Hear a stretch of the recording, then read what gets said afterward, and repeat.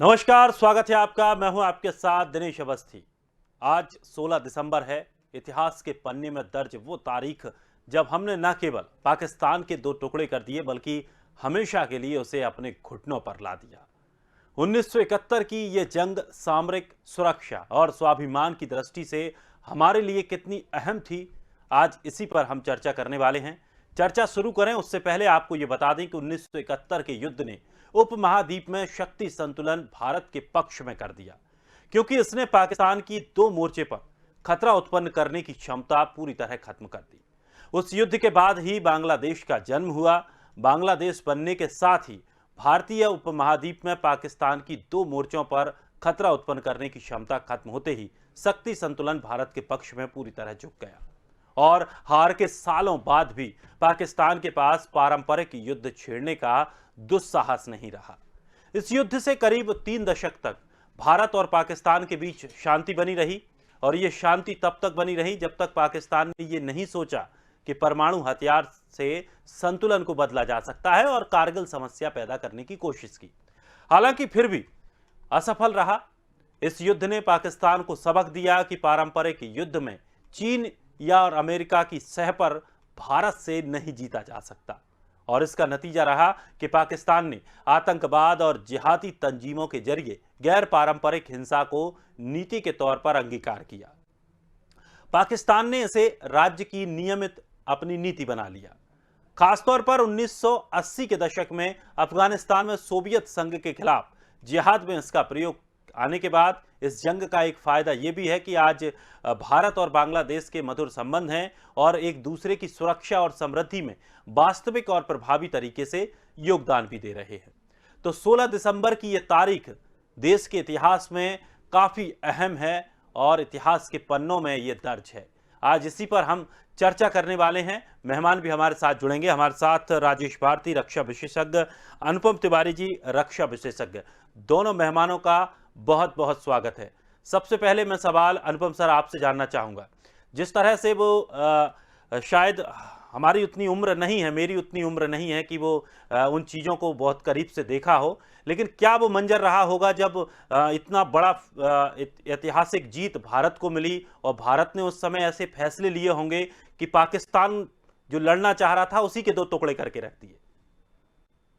दिनेश, 1971 के युद्ध का जो सबसे महत्वपूर्ण चित्र है वो अगर उसका जिक्र करें तो वही है जब जनरल अरोड़ा जनरल नियाजी को सरेंडर के लिए हस्ताक्षर करवा रहे थे।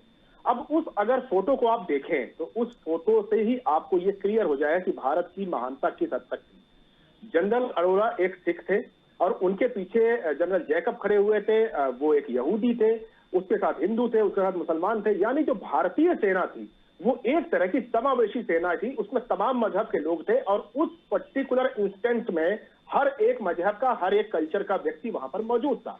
और उसके बाद पाकिस्तान का जब जनरल नियाजी जब समर्पण करता है तो उस समर्पण के अंदर एक देश का की सेना का समर्पण नहीं है, वो पाकिस्तान की सोच का समर्पण था। यानी जिस बुनियाद पर पाकिस्तान 1947 से बना था उस बुनियादी सोच का आत्मसमर्पण था। यानी कि वो धर्म काम पर जो विभाजन हुआ था उस सोच का आत्मसमर्पण हुआ था। और ये बात मैं इसलिए कहना चाह रहा हूं कि 1971 की जो जंग थी वो जंग से भी बहुत बड़े ऊंचे स्तर की बात है और वो आपके इंटेलेक्चुअल सोच को कुरेदने का काम करती है।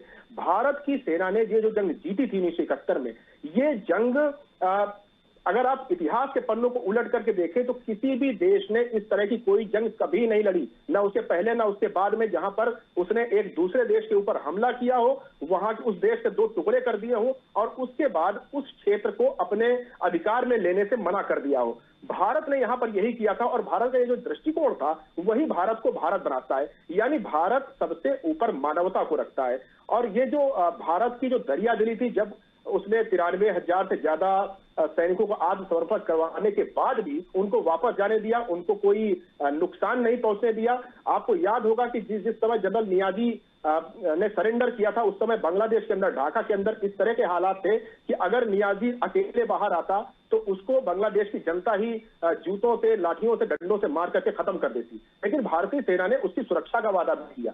यानी दुश्मन की भी सुरक्षा करना एक मानवता का धर्म है और भारत ने वो करके दिखाया था। तो भारत की ये जो जीत थी ये मानवता की बहुत बड़ी जीत थी। जो मिलिट्री कमांडर्स ने जो लड़ाइयां लड़ी, भारत ने जो शहादतें दी, भारत ने जो दुश्मनों को चौंकाया, भारत ने जो पाकिस्तान को नाके चने चबवाए, वो तो इतिहास के पन्नों में दर्ज है।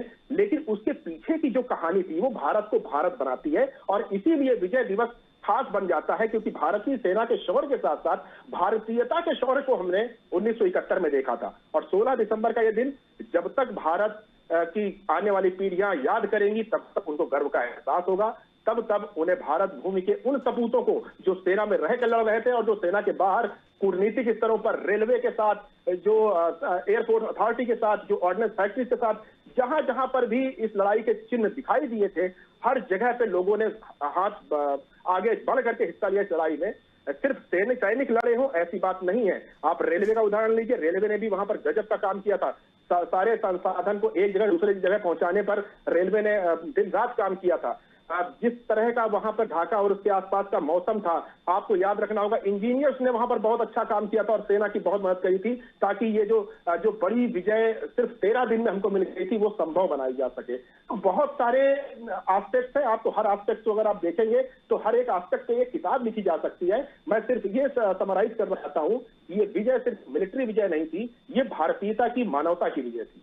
बिल्कुल सर, और यही हमारे लिए फक्र का दिन था कि ऐसे हम मुकाम पर पहुंचे जहां से लगातार कई सालों तक ऐसी स्थितियां बनी नहीं कि जो हमारे बारे में सोच थी वो एकदम बदल गई, और हर कोई हमारे ऊपर हाथ डालने से पहले कम से कम उसने सोचा हुआ कि ये हाथ डालना सही नहीं है।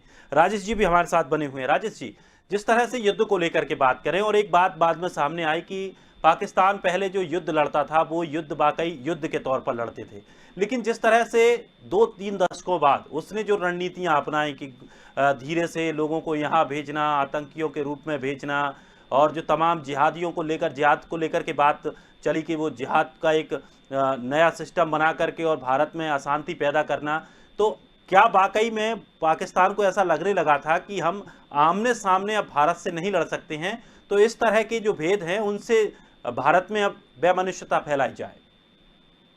देखिए, इसके मैं दो कारण देखता हूं। देखिए, पाकिस्तान आजादी के साथ ही एक टेरिटोरियल एम्बिशन रखता था, एक भौगोलिक आकांक्षा थी विस्तार की, और वो भी भारत की कीमत। उस विस्तार के लिए ही आजादी के साथ ही उसने अटैक किया। फिर 65 में वेस्टर्न सेक्टर में हम देखते हैं कि वो टेरिटोरियल एम्बिशन सामने आता है, और जिसमें पाकिस्तान को सफलता नहीं मिलती। तो हमारे सामने एक चुनौती था कि पाकिस्तान के टेरिटोरियल एम्बिशन को कैसे हम रोकें। 71 वो अवसर है जब हमने पाकिस्तान के उस टेरिटोरियल एम्बिशन को जो है रोक दिया, या हमने उसे सबक सिखा दिया कि भारत की कीमत से पाकिस्तान का विस्तार नहीं हो सकता। तो एक तो ये कारण है कि दूसरा कि जब यूएसएसआर की आर्मी अफगानिस्तान में आती है, और अफगानिस्तान में यूएसएसआर आर्मी के अगेंस्ट जो पाकिस्तान अमेरिका की मदद से यूएसएसआर आर्मी को कमजोर करने के लिए जो एक गुरिल्ला या एक जो ये छद्म युद्ध जिसको हम कहते हैं, छापामार लड़ाई की शुरुआत करता, और उसमें अंततः जो सक्सेस है कि जब रशियन आर्मी को वापस जानी पड़ती है, तो उस सक्सेस ने एक तो पाकिस्तान की टेरिटोरियल एम्बिशन डायरेक्ट फाइट में हम खत्म कर चुके थे 71 के बाद में, और दूसरा वहां एक सक्सेस मिला, तो इसीलिए वो थ्योरी रिप्लेस हुआ है पाकिस्तान की। टेरिटोरियल एम्बिशन आज भी पाकिस्तान की उतनी है, वो भारत की कीमत पे अपना विस्तार करना चाहता है, लेकिन 71 के वार में हमने जिस तरह उसकी भौगोलिक आकांक्षा पे सीधी लड़ाई में एक ऐसी गहरी चोट दी, जब एक नया देश बना दिया है, तो वो, और दूसरी रणनीति की सफलता सामने आ चुकी है। तो पाकिस्तान ने लड़ने के तरीके बदले हैं, उसका एजेंडा भी आज तक नहीं बदला। एजेंडा यही है कि वो भारत की कीमत पे अपना विस्तार करना चाहता है, और विस्तार की शुरुआत वो जम्मू कश्मीर से करना चाहता है। ऐसे जम्मू कश्मीर तो चाहता नहीं। हमको इस तरह देखे जाने की जरूरत है, और हमने 71 में एक ऐतिहासिक जीत दर्ज की। दुनिया में एक ऐसी लड़ाई है जब एक नया देश एक युद्ध से क्रिएट किया है। ऐसी घटनाएं हुई है दुनिया में, लेकिन कम ही घटनाएं हैं ऐसी। लेकिन इस बात से हम निश्चिंत होकर नहीं बैठ सकते। पाकिस्तान इस तरह की लड़ाई जो गुरिल्ला वार होता है, छापामार लड़ाई होती है, उसमें लड़ना बहुत मुश्किल होता है। उसमें अपने सिविलियंस को बचाना, अपने इंफ्रास्ट्रक्चर को बचाना, नागरिक तंत्र को, व्यवस्था तंत्र को बनाए रखना बड़ी चुनौती होती है। ये आज भारत के सामने जो है एक ऐसी चुनौती है जिसका हमें मजबूती से सामना करना पड़ेगा, और उस गाथा को गीत गाने से हम पाकिस्तान को कमजोर कर देंगे नहीं। पाकिस्तान को सतत कमजोर करना है, और पाकिस्तान को भी कमजोर करने की वजह मैं तो इसको दूसरे तरीके से देखता हूँ कि वहां जब तक लोकतांत्रिक प्रक्रिया को आप आगे नहीं बढ़ाएंगे पाकिस्तान में, तब तक भारत की समस्याएं बनी रहेगी और ये नासुर बना रहेगा। अंततः आप एक इलाज करेंगे, दूसरी प्रॉब्लम आ जाएगा, आप 10 आतंकवादियों को मारेंगे, दूसरी खेप आ जाएगी, क्योंकि आतंकवादियों की खेप आनी बंद होनी चाहिए। तो वो नहीं होगा ना, समाधान नहीं है मुद्दा का, और हम निर्णायक जीत नहीं हासिल कर, या हम कहते हैं कि 71 में हमने बांग्लादेश बनाया। बांग्लादेश हमने पाकिस्तान के टेरिटोरियल एम्बिशन को खत्म किया और अपने ईस्टर्न सेक्टर को सुरक्षित किया। आज बांग्लादेश हमारे लिए फ्रेंडली कंट्री है, लेकिन कल भी फ्रेंडली रहेगा, ये मैं कहानी है। बिल्कुल, ये बात भी सही है, लेकिन जिस तरह से जो जीत थी उससे एक प्रेरणा लेने के लिए हम मनाते हैं कि कम से कम उससे ये प्रेरणा तो मिलती है कि हमने कुछ ऐसे काम किए हैं जिनसे हम अब सीख सकते हैं। सर, अनुपम सर, मैं एक बात जानना चाहूँगा, अब चूंकि बात छिड़ी है, अब लोकतंत्र को लेकर के भी बात छिड़ी है कि पॉलिटिकल, अगर उस समय के परिदृश्य की बात करें, किस समय का, उस समय का कैसा राजनीतिक माहौल रहा होगा, क्योंकि इतने निर्णय लेना, एकदम इस तरह के निर्णय लेना, क्योंकि ये बात कही जा रही थी कि अभी भी कही जाती है कि पहले ऐसे निर्णय नहीं ले पाती थी सरकारें, सेना ऐसे निर्णय नहीं ले पाती थी, यहाँ से वहाँ बात की जाती थी, वहाँ से फिर वहाँ जाना पड़ता था, तब जाकर के कोई फैसला हो पाता था, और तब तक काफ़ी देर हो चुकी होती। लेकिन जो कुछ दिनों में, चंद दिनों में इतना बड़ा फैसला लेना, जहां हमारी एयरफोर्स को भी उतारा गया, चूंकि आपने कहा कि पूरे एक सिस्टम ने, जो भी एक सिस्टम रहा, उस पूरे सिस्टम ने काम किया, उसमें इंजीनियरों ने भी काम किया, तमाम रेलवे ने भी काम किया, तो कैसे ये निर्णय उस समय लिया गया होगा,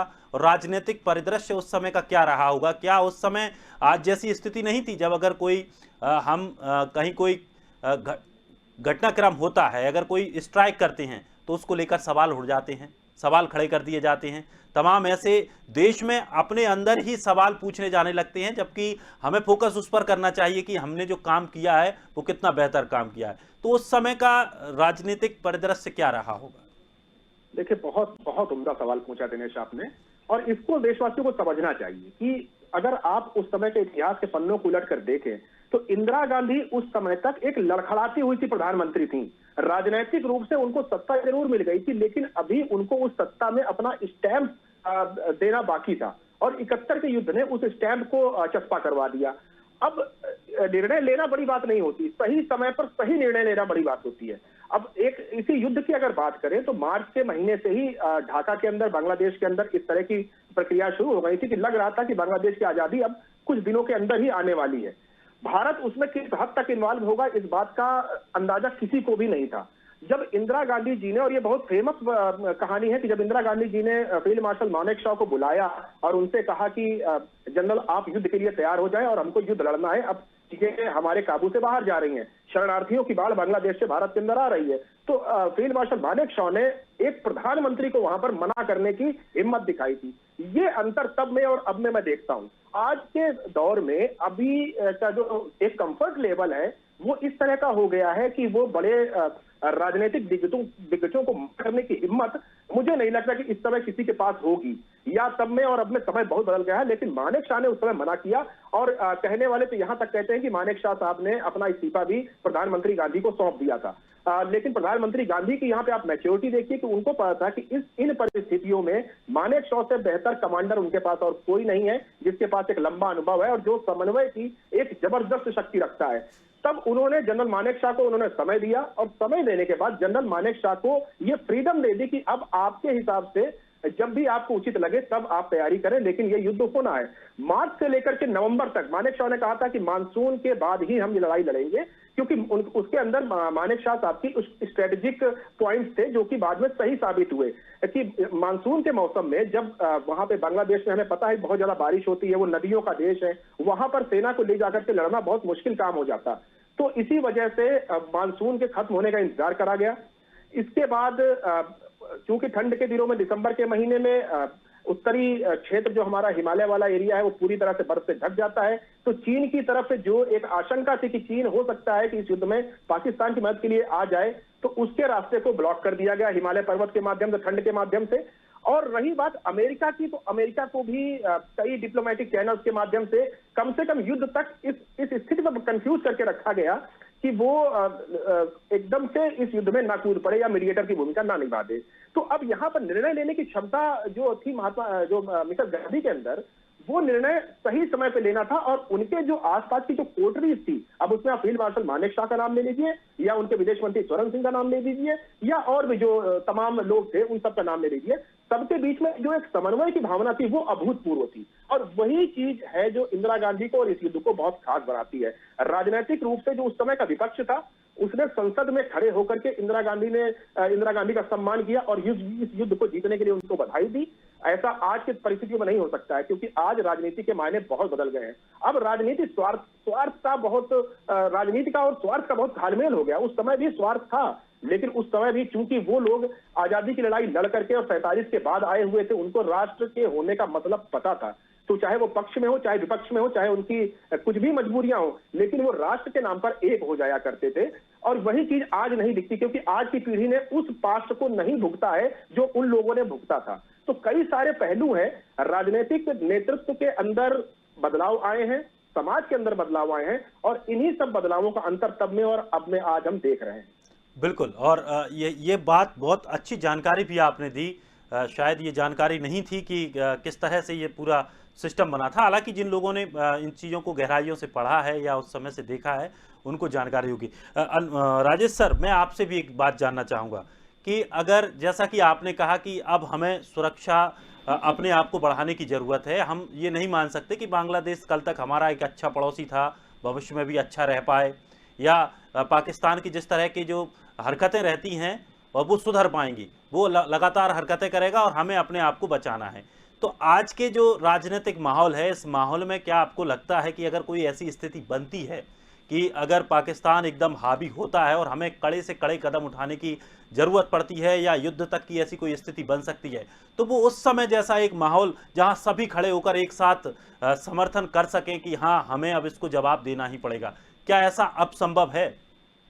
देखिए, मैं इस बात से पूरी तरह सहमत हूँ कि आज भी भारतीय मानस, यदि पाकिस्तान कारगिल युद्ध के समय भी हमने देखा है कि पूरे भारत में जिस तरह का समर्थन सरकार के साथ था, वही स्थिति आज भी है। और ये हमने पुलवामा अटैक के समय भी देखा था, सर्जिकल स्ट्राइक के समय भी देखा था कि कुछ लोग सर्जिकल स्ट्राइक हुआ नहीं हुआ इस पे सवाल उठा रहे थे। लेकिन यदि पाकिस्तान के साथ हम किसी युद्ध में जाते हैं, किसी पारंपरिक युद्ध में, ट्रेडिशनल वार में जाते हैं, तो उसमें भारतीय जनमानस इसी तरह सरकार के साथ खड़ा होगा। ऐसा जो है भारतीय संस्कृति के साथ इतना फेथ तो हम रख ही सकते हैं, भारतीय मानस के ऊपर हम इतना विश्वास रख सकते हैं। लेकिन देखिए, पाकिस्तान के साथ युद्ध में जाने की नौबत नहीं आनी चाहिए, क्योंकि पाकिस्तान के लिए युद्ध विन विन सिचुएशन है। क्योंकि पाकिस्तान युद्ध से खोता जितना है उससे ज्यादा पाता है, क्योंकि पाकिस्तान को विकास की उसकी कोई स्पष्ट रूपरेखा नहीं है। पाकिस्तान आर्थिक तरक्की के लिए कोई उनके सामने कोई मानदंड नहीं है। भारत दुनिया की एक आर्थिक शक्ति बनना चाहता है। हम आर्थिक शक्ति बनने की कीमत जो पाकिस्तान के साथ युद्ध करके दबा दे, मैं इस बात के सहमत नहीं। पाकिस्तान को जो है कैसे हम उलझा के रखें, पाकिस्तान का राजनीतिक तंत्र, सैनिक तंत्र और न्यायपालिका, इन तीनों का उलझन पाकिस्तान में चलता रहे, या पाकिस्तान में लोकतांत्रिक प्रक्रिया आगे बढ़े। दो ही रास्ता है कि या तो पाकिस्तान का तंत्र आपसी तनाव में, आपसी संघर्षों में उलझा रहे और ये लंबा खिंचता रहे जब तक के लिए कि पाकिस्तान का जनमानस एक नई तरीके से सोचना शुरू नहीं करता। क्योंकि अंततः ये बात समझिए कि जो जहालत और गरीबी है वो लोगों को सोचने पे मजबूर करेगी। ये जनरेशन नहीं सोचेगा, जो हमारा जनरेशन है, तो हमारे बाद वाला पाकिस्तान का जो जनरेशन है वो सोचेगा, और अंततः बदलाव की बयार बहेगी, उसको रोका नहीं जा सकता। तब तक के लिए हमें पाकिस्तान का तंत्र या तो उलझा रहे या लोकतांत्रिक प्रक्रिया आगे बढ़े। पाकिस्तान में लोकतांत्रिक प्रक्रिया आगे बढ़े, लोकतांत्रिक प्रक्रियाओं के साथ सपने भी आते हैं, क्योंकि लोकतंत्र के साथ कुछ शर्तें जुड़ी होती हैं। उन शर्तों में एक सपना देखना भी होता है कि लोग सपने देखते हैं बेहतरी के लिए, अच्छे दिन के सपने देखते हैं। वहाँ शैक्षणिक वातावरण, आर्थिक गतिविधियां शुरू होगी। इन दोनों तरीके से ही पाकिस्तान के साथ युद्ध जो है, पाकिस्तान के साथ कोई सोल्यूशन है। क्योंकि आप देखें कि 71 के वार में भी यदि पाकिस्तान के अप्रोक्स 15-16,000 सैनिक मरे हैं, उनकी कैजुअलिटी है, तो लगभग 8,000 की कैजुअलिटी हमारी है।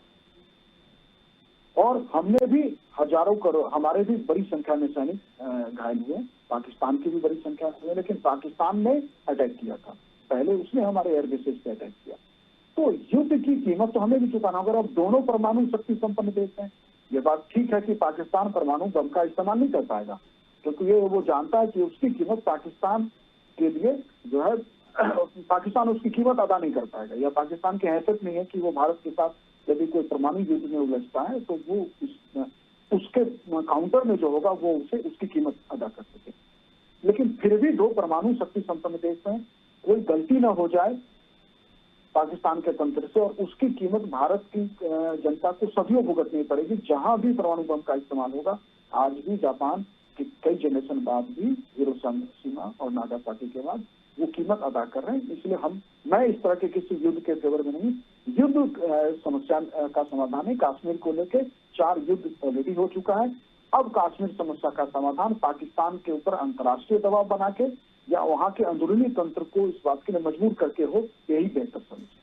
बिल्कुल, और युद्ध के पक्ष में कोई भी नहीं रहना चाहता, क्योंकि युद्ध से नुकसान दोनों तरफ का होता है। लेकिन एक मानसिकता को लेकर के भी हम बात कर रहे थे कि जिस तरह की मानसिकताएं पनपने लगी हैं कि राजनीतिक माहौल में देखिए कि अगर कोई अच्छा काम या इस तरह का कोई काम कोई सरकार करती है तो विपक्ष उसका कुछ ना कुछ उल्टा ही मतलब निकालने में लगी रहती है। और कुछ लोग भी, या कुछ ये कहें कि कुछ गिने चुने असामाजिक तत्व ऐसे हैं कि जो ऐसी हरकतें बार बार करते रहते हैं, जिससे कि एक माहौल पूरा बिगड़ता है और उसका असर सीधा सीधा सभी लोगों के जहन में पड़ता है। सर, अगर अनुपम सर, अगर हम बात करें आने वाले स्थितियों को लेकर के कि जिस तरह से पाकिस्तान के अंदर शायद ये 71 की एक बड़ी टीस उसके अभी भी अंदर है, और जो पूरा सेना के समर्थन से पूरा देश चल रहा है, सेना उसको कमांड कर रहा है, तो क्या वो सेना इस टीस को निकालने की पूरी जुगत में रहती है कि किसी भी तरह से भारत को एक बार झुकाना है, जिससे कि उनकी जो पुरानी हार है उसका बदला लिया जा सके? देखिए, पाकिस्तान की मानसिकता बदली नहीं है। पाकिस्तान जैसा 71 में सोच रहा था वैसा ही आज भी सोच रहा है। अब उस युद्ध के बाद पाकिस्तान की सोच में कोई बदलाव नहीं आया है, जबकि एक ऐसा देश जिसकी आधी से ज्यादा जनसंख्या अलग हो गई, बांग्लादेश उस समय पाकिस्तान में था और वो अलग हो गया, लगभग आधी पॉपुलेशन पाकिस्तान ने खो दी थी इस युद्ध के बाद। लेकिन उसके बाद भी अगर आज हम एनालाइज करें 50 साल के बाद, तो देखिए पाकिस्तान के व्यवहार में, पाकिस्तान की नीतियों में कोई खास फर्क नहीं आया है। वो आज भी भारत को अपना दुश्मन मान करके और भारत में गड़बड़ियां फैलाने का प्रयास करते रहते हैं, जबकि भारत उनसे कई गुना ज्यादा आगे निकल चुका है। हर मोर्चे पर भारत उनसे बेहतर करके आज एक अंतरराष्ट्रीय शक्ति बन चुका है। तो भारत से उनका जो लड़ाई है वो एक तरह से अब बराबरी की लड़ाई नहीं रह गई है। भारत अब इस समय अपनी रक्षा जरूरतों को चीन के लिहाज से तैयार कर रहा है, क्योंकि भारत ये जानता है कि पाकिस्तान की खुद की अहमियत भले ना हो, लेकिन वो चीन को इस इलाके में लाने की कोशिश में और जुगत में लगातार लगा रहता है। और चीन ने पिछले साल भर से ऐसी कई हरकतें करी हैं जिससे भारत को अब ये लगने लगा है कि सुरक्षा के दृष्टिकोण से आने वाले भविष्य में चीन हमारा ज्यादा बड़ा खतरा है, और उसी हम अपनी तैयारियां उसी हिसाब से कर रहे हैं। रही पाकिस्तान की बात, तो पाकिस्तान का जितना मैंने पाकिस्तान को समझने की कोशिश की है, मुझे उसका एक ही इलाज लगता है जैसा 1971 में उसका इलाज हुआ था। यानी कि धर्म के नाम पर बटा हुआ यह देश, ये जब तक ये रियलाइज नहीं करेगा कि धर्म के नाम पर किसी देश का बंटवारा नहीं हो सकता है, क्योंकि धर्म कल्चर का ही एक पार्ट होता है। लैंग्वेज अलग अलग हो सकती है, रहन सहन अलग अलग हो सकती है, जीवन शैली भिन्न भिन्न हो सकती है, लेकिन कल्चर एक पर्टिकुलर जगह का एक ही रहता है। तो बांग्लादेश ने अलग होकर के पाकिस्तान को एक सबक दिया था कि केवल मुसलमानों के नाम पर जिस तरह ईस्ट में और वेस्ट में 2 बड़ी टेरिटरीज को आजाद करा लिया गया, वो वैसी चीजें दोबारा नहीं होनी चाहिए। और पाकिस्तान का हद से देखिएगा यही होने वाला है। पाकिस्तान के अंदर जो नए एथनिक ग्रुप्स उभर रहे हैं, चाहे बलोच हो, चाहे सिंधी हो, चाहे पठान हो, चाहे शिया हो, अहमदिया हो, सबको अब ये लगने लगा है कि उनका अस्तित्व पाकिस्तान के साथ रहने में नहीं है। यानी कि अब वो देर सबेर बांग्लादेश की राह पर जाने की कोशिश करेंगे। भारत को इस समय ये करना चाहिए कि पाकिस्तान नाम के इस कोड को दुनिया के नक्शे से हमेशा मिटाने के लिए इस तरह तत्वों की खुलेआम सराहना करनी चाहिए, और उनको अगर हो सके तो संसाधन भी मुहैया कराने चाहिए। और मैं इस बात को पूरी जिम्मेदारी से बोल रहा हूं।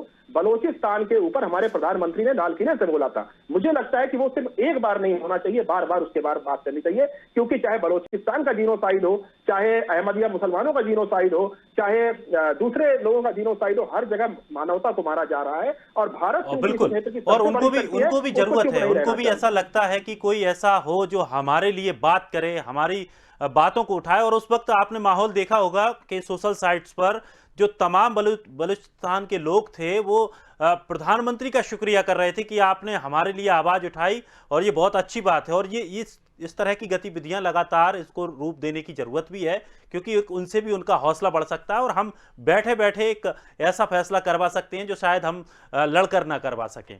बहुत बहुत शुक्रिया दोनों मेहमानों का हमारे साथ जुड़ने के लिए, बड़ी महत्वपूर्ण जानकारियां दर्शकों को देने के लिए।